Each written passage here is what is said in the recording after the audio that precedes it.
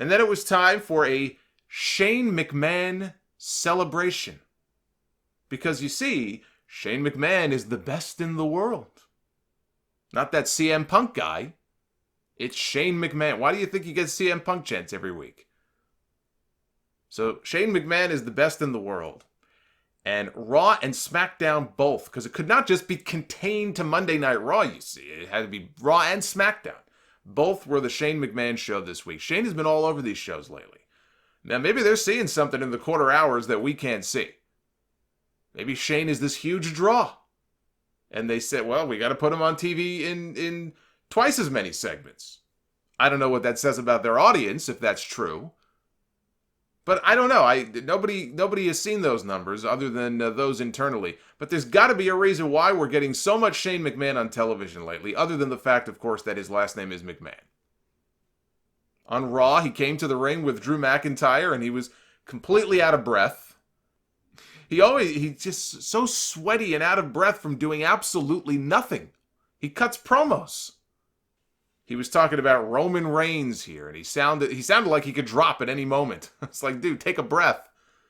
I'll give him the benefit of the doubt because I'll say that he was delirious when he made this comment. But let me play for you the claim that he made here on this show about Roman Reigns. He's won the Royal Rumble twice. Liar. Liar, liar, liar. Roman Reigns has not won the Royal Rumble twice. As if the man doesn't have enough accomplishments to his name, this company feels the need now to add ones that don't even exist. That, or we just got an early spoiler for next year's Royal Rumble. Roman Reigns has won the Royal Rumble twice. Yes, and he's been World Heavyweight Champion 24 times. He's won the King of the Ring 3 times, even though there's been no King of the Ring tournaments in the last 5 years, or however many years it's been. Let's just tack on accomplishments. Let's start a thread of all the imaginary Roman Reigns accomplishments that we didn't know about, that apparently exist.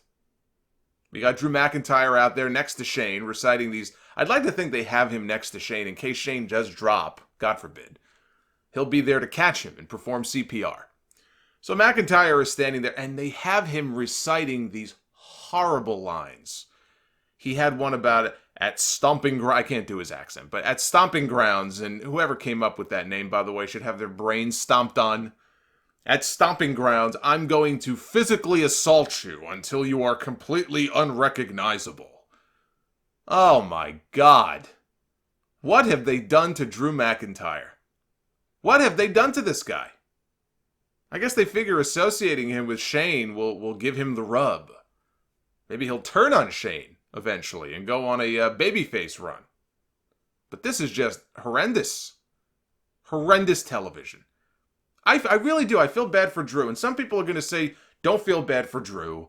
He's part of the problem. He's boring. He is boring. Right now, yeah. He's very boring. But he wasn't always that way. You know, I enjoyed his... He didn't have a hugely long run before he got hurt, but he had a run in NXT where the people seemed to be behind him, and maybe it's a heel and a babyface thing. Maybe if he turns, it'll be like a whole new world. I don't know.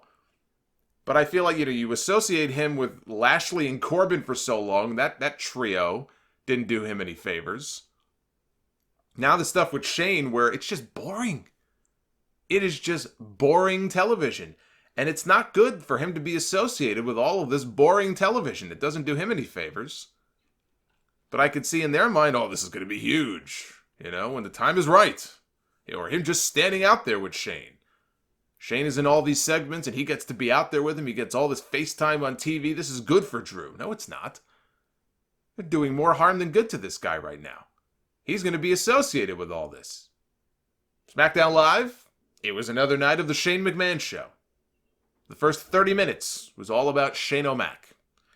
But what's so distressing about this, when I look at those poll numbers, SmackDown would always, and I would get comments from people saying, people are being biased. Why is SmackDown getting such a high thumbs up ratio? It's not that much better than Raw. This is just people voting against, our vote for SmackDown is a vote against Raw. And I would get complaints from people every single week, because SmackDown by and large would do very well in the poll every week. Sometimes it would be a kind of a close thumbs up, thumbs down, but it would always be more thumbs up than thumbs down. To see SmackDown sink so low as to get 9% thumbs up tells you how badly they have fucked up this show. Smackdown was a refuge for people. It was like a sanctuary. Not anymore. They opened with Shane on Miz TV, and he promised a Miz rematch. Yeah, because Miz is a loser. He lost multiple times to Shane McMahon.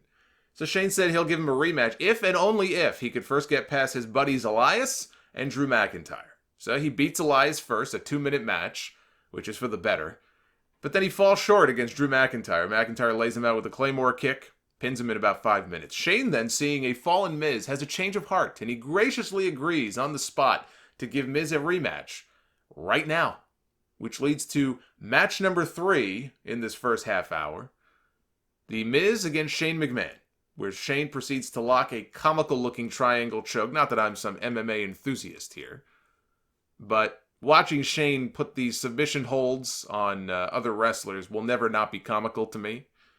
Puts Miz in a triangle choke and taps out the Miz in 40 seconds. Let me repeat that for those of you who may have missed this. The Miz tapped out to Shane McMahon and his crappy triangle in 40 seconds. I don't know what to say. Miz is another one. Go back many months. Much to my surprise, I won't say white hot, but very popular. Has done a lot better as a babyface and has been embraced by the fans as a babyface in a way that I never thought he would be. I thought that him going babyface was going to just die a death in 2 months and he'd be right back to being a heel. And after this, he may have to go back to being a heel. It may be the only way to redeem himself. I know why they're doing this. I know exactly why they're doing this. They're doing it to feed Shane to Roman Reigns. I get it. But let's make one thing very clear, if it wasn't already after this segment and after this show. Babyface Miz tapping out to Shane McMahon proves one thing, which is that this company 100% does not and will not ever see Miz as a top guy. So if any of you had any illusions about Miz being a top guy, you can throw that out the fucking window right now. I saw that and was like, wow. That puts the stamp on it right there, loud and clear, where he is in the pecking order. There could be no doubt now, because they would never do that with another babyface who they saw at that top level. Never. Not in a million years. They probably wouldn't tap out at all, let alone to Shane McMahon. That sealed Miz's fate in my eyes. Now, I see rumors about Shane possibly going on to challenge Kofi Kingston for the WWE Championship. Kofi has done interviews saying, I'd love that. I'd love to wrestle Shane. He said, I'd love to wrestle Vince. Kofi needs to be careful what he wishes for. Now, I don't necessarily buy this as being legitimate. It's a rumor. Somebody started a rumor, it got picked up, and all of a sudden people are freaking out. Oh my God, Shane McMahon is going to win the WWE title. I don't necessarily buy it because I do think the end game here, I hope, is Roman. Maybe they use Shane as a transitional champion to get the belt off Kofi and put it on Roman Reigns.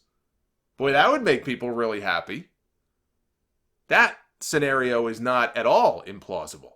And if you want to get Reigns booed again, then hey, go ahead and do it. That's a great idea. Take the belt off Kofi, who people like, to put it on Shane, to get it onto Roman. Yeah, that'll work out well. And you know, it says a lot about this company when they have so much talent, more than they know what to do with. And Shane McMahon takes up as much television time as he does. He must be, I got to see these quarter hours. I got to break into Titan Tower and take a look at these numbers. I can only admit they must be Attitude Era numbers that they're looking at to find some justification for putting this guy on television as often as they are. It certainly isn't reflected in the overall ratings of this show. So I'd love to know what purpose they feel this serves. You know, I liked the Shane and Miz story going into WrestleMania. I don't want people to think I'm just shitting on Shane. And, you know, I liked the story with Shane and Miz going into WrestleMania. I talked about it many times on this podcast. I know some of you didn't. I defended it because I liked how it was built up over a long period of time, and it wasn't the dominant storyline across both shows. It was one story. It was a mid-card story. It was one story kept to one show, that being SmackDown Live. And I was okay with that. And if Shane were involved in a similar story now, I don't think I'd mind it either, because the McMahon name, played out as it may be, I can see still having some value. Shane was kind of the one McMahon, other than Linda, I guess, but of the three remaining ones, Shane was the one McMahon who was not played out. He was gone for 7 years. He came back. He was as popular as anybody in the company, so it made sense to put him on television. He was the one McMahon who didn't really bother me, and I didn't feel like was being shoved down my throat every single week on television. I can't say that anymore. Boy, did they kill that. But if Shane were in a similar story now to the Miz one, a little bit lower down on the card, just on Raw, just on Smackdown, I don't know that I would mind it so much. This, though, spreading him out like fucking Ramblin' Rabbit Jam, spreading him out across both shows and doing this best in the world bullshit, this I can't get behind. And it's no wonder a lot of the NXT guys are said to be looking for the exits, or at least are open to leaving when their contracts are up and they're counting down the days. I'm sure they love it in NXT, but they're terrified of what awaits them on the main roster. A promotion, if you think about it, you go from NXT to the main roster, you're being promoted, right? A promotion is now considered a deterrent. So some big names down there could very well be looking to leave soon. Why wouldn't they be? Why wouldn't they be? When they see Shane McMahon as the focal point of their television, can you blame them? When you see how some of the other NXT talents have been used since they've been called up, can you blame them?